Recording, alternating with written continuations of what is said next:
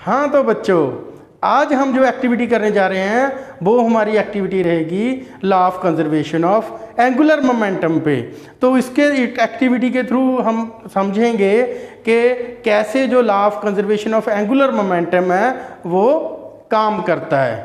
Okay, तो ज़्यादा time आपका ना लेते हुए तो चलते हैं सीधा एक्टिविटी पर।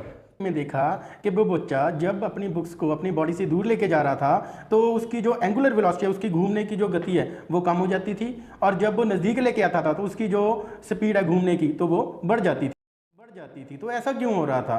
तो ऐसा बच्चों हो रहा था because of law of conservation of angular momentum. क्यों? Because we know that angular momentum is equals to the product of moment of inertia and angular velocity. तो मोमेंट ऑफ इनर्शिया अगर कम होगा तो मोमेंट ऑफ इनर्शिया की value कम होने से एंगुलर वेलोसिटी बढ़ जाएगी, और मोमेंट ऑफ इनर्शिया की वैल्यू बढ़ने से ओमेगा कम हो जाएगा।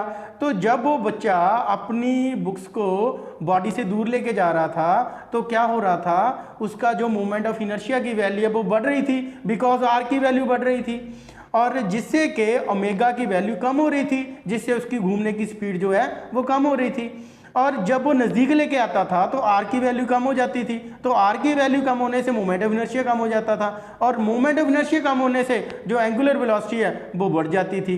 तो ऐसे ये रीज़न था उस बच्चे का कि स्पीड में जो वेरिएशन आ रही थी बुक्स की वजह से।